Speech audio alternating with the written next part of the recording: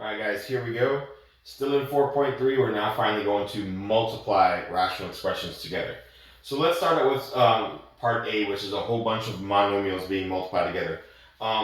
This might not be too easy for you guys, depending on how you guys feel about monomials. The first thing I need to do, there is no factoring involved here. You can only factor when you have three things going on or difference of two squares that we saw in the last example. But when you have a whole bunch of monomials, monomial meaning one term in the entire problem, there's no factoring to do. What you can do though is multiply the letters together that they have in common. So for example, the first thing I'm going to do is write down my invisible exponents that I can't see in this problem.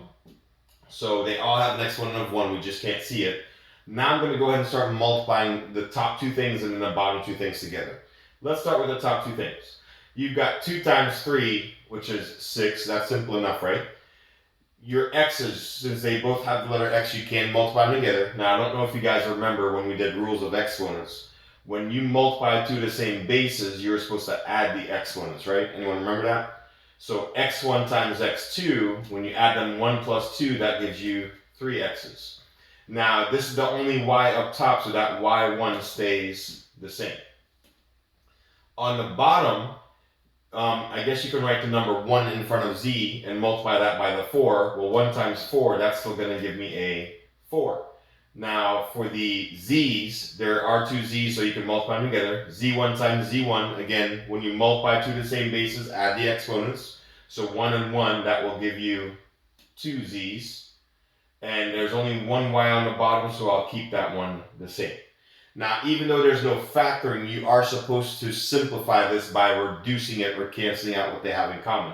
Here I notice that they both have a y1 in common, so I can cancel both of those two out.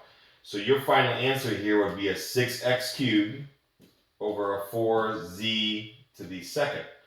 And actually you can simplify even more, because even though 4 doesn't go into 6, is there a number that goes into 6 and 4 to where we can simplify it or reduce it? The answer is 2, right? We can divide them both by 2. So let's go ahead and do that. So 6 divided by 2 will give you 3x cubed. And 4 divided by 2, that will give you 2z squared. And that is your final answer. So not only reduce your variables, but also reduce your numbers if you can. I will say that they gave you guys an easier example because all they had in common was the y's. There was no x's and z's that they had in common. So I want to show you guys something real quick that can happen in these types of problems. All right. So let me go ahead and erase this. Let's say you multiply two monomials together and you end up with an answer that is something like this. Let's make it a little bit more complicated, shall we? And on the bottom, let's put 10, x5, y7, and let's do a nice one over here, z3.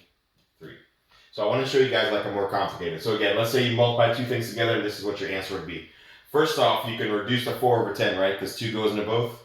2 goes into 4 twice, and 2 goes into 10 5 times. So we got that reduced. Now look at your x's. You guys were taught that when you divide two of the same bases, you're supposed to subtract the exponents. So you're supposed to do top minus the bottom, and 3 minus 5 would actually give you a negative 2.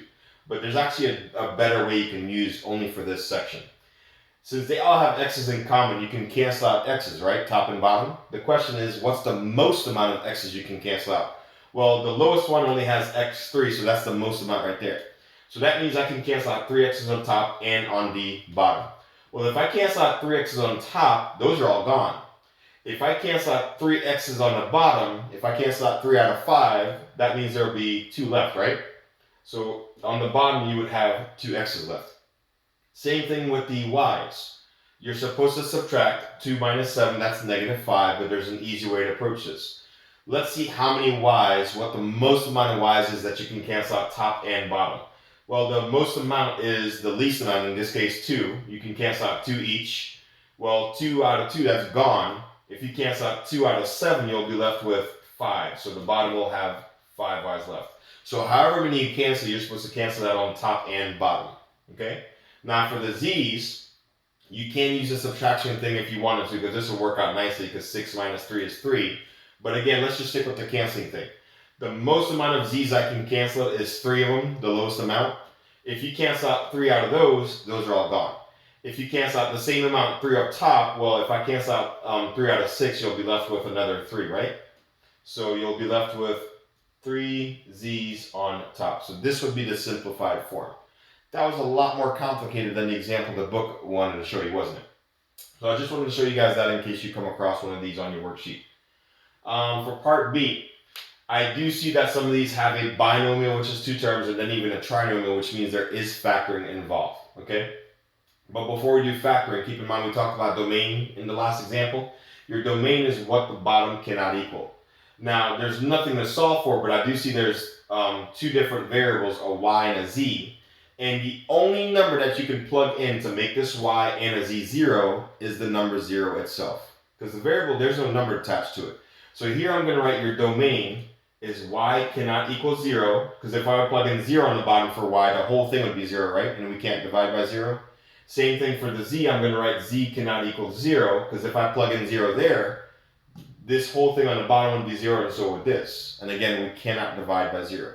So in case you guys forgot, domain is what the bottom cannot equal. If it's just a variable there by itself, if there's no addition, subtraction sign, there's no solving, it's the number 0 itself. All right? Same thing here for the one I solved here. Here I would say that x, y, and z could not be equal to 0. Notice I told you the domain before I canceled stuff out, because otherwise we would have missed the z. Now for part B. This is what they call a monomial, 5x. You can't factor that out, it'll stay the same. So that'll stay at 5x. On the bottom, x plus 3, that's a binomial. Well, binomial, that's only either difference of squares, difference of 2 squares, or it's GCF. Well, difference means minus sign, I don't see a minus sign. GCF, they have to have something in common. Obviously 3 and x don't have anything in common, so that stays x plus 3. Now for this next one. Both of these are trinomials and they both start with x squared, meaning that both of these are probably the AM method. So let's try it out. Okay? I need 2 numbers that multiply out to negative 6, and those same 2 numbers should also add up to this invisible 1.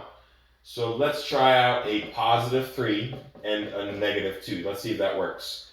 3 times negative 2 is negative 6, and 3 minus 2 is a positive 1. Now let's do the same thing on the bottom. Again, both of these are AM method because of the fact that it's a trinomial and you have the x squared term up front. And AM, of course, means A is addition, M is multiplication. Now, which 2 numbers multiply to 1, and the same 2 numbers you pick also have to add up to a 2. The answer here, of course, because we did this one before, is x plus 1 and x plus 1. 1 times 1 is 1. 1 plus 1 is indeed 2. Now, just like in part A, what I should have done before you start canceling stuff out, list your domain what the bottom cannot equal.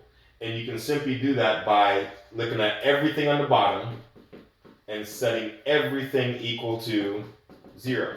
Now, notice you have 2 of these, so I don't have to resolve that twice because you'll get the same answer, right? So here, x cannot equal a negative 3, and you also don't want x to be a negative 1. In case you're still asking why, because if you were to plug it in, negative 3 plus 3 would give you 0, and you're not allowed to divide by 0.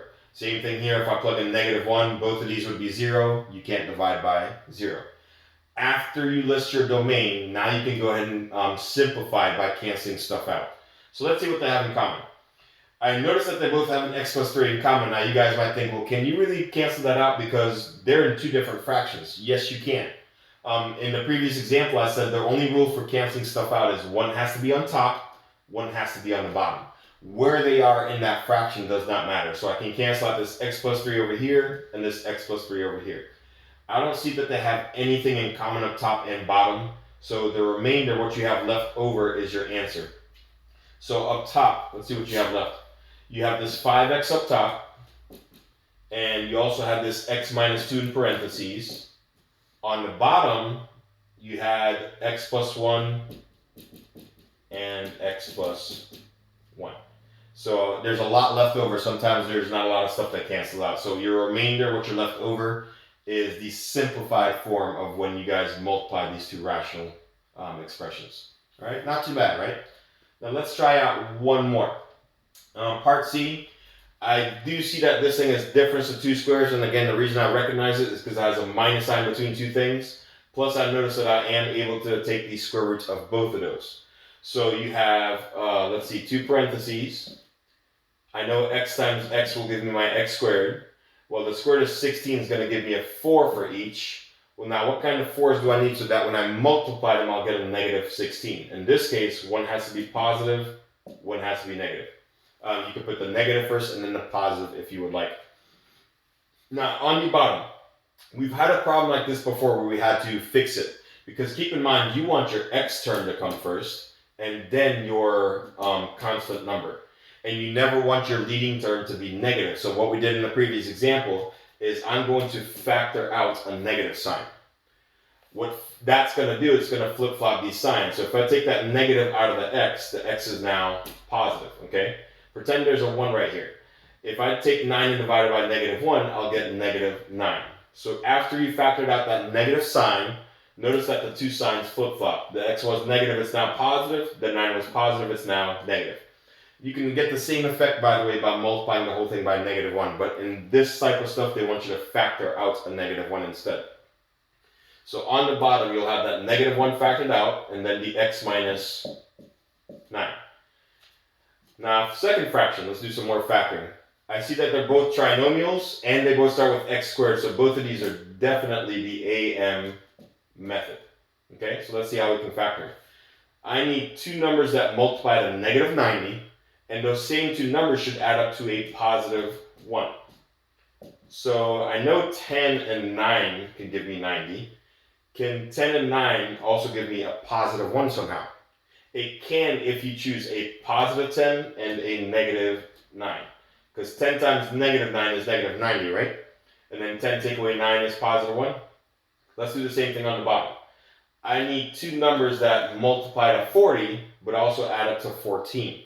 And in this case, I believe 8, would 8 and 5 work? Well, 8 and 5 gives me 40, but 8 plus 5, that would only give me 13, right? So let's try 10 and 4. Almost got myself, I almost used 8 and 5, guys.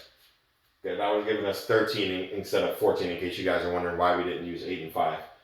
Alright, so let's go ahead and cancel out what they have in common. Actually, before we do that, remember, list your domain. What can the bottom not equal? Well, I've got three things to set equal to 0. I don't have to set the negative 1 equal to 0 because it doesn't have an x there, right? So I'm going to set x minus 9 equal to 0. I'm going to set x plus 10 equal to 0, and also x plus 4. And if you were to solve these by adding 9 to both sides, you would get x equals 9. Here, if you subtract 10, you would get x equals negative 10. And here, if you subtract 4, you would get x equals a negative 4. So your domain is that x cannot equal a 9, it can equal negative 10, and also cannot equal a negative 4. Now let's go ahead and simplify. Now that you have your domain, now we can go ahead and simplify what they have in common. So let's see what they have in common. And I forgot to write my x over here. I noticed that they both have an x minus 9, so you can factor those out. I noticed that they both have an x plus 10, and they both have an x plus 4. Yes, they're in two separate fractions, but remember the only rule is one has to be on top, one has to be on the bottom. So a lot of stuff canceled out in this case. So let's see what you have left over. Up top, you got this x minus 4 left over. On the bottom, the only thing you have left is, it looks like this negative sign. What happens when you divide something by a negative 1? For example, 9 divided by negative 1, isn't that negative 9? 10 divided by negative 1, that's negative 10. So what happens? You get the original term, but the negative version of that term. So what I'm telling you guys is x minus 4 divided by negative 1 is a negative x minus 4. The other way you could look at it is you could have put a 1 right here up front, and 1 divided by negative 1 would have given me that negative 1 that I have right there in my answer. And now you guys can see why I listed the domain first, because if I waited to last, I wouldn't have had anything on the bottom to solve for, as in I wouldn't have even had a restriction in my domain. So that's it for this example. I believe in the next one we'll do some more multiplying, but then we'll also have some more division as well, which is a little bit different, but it's only like one extra step. All right, we'll see you guys in the next one.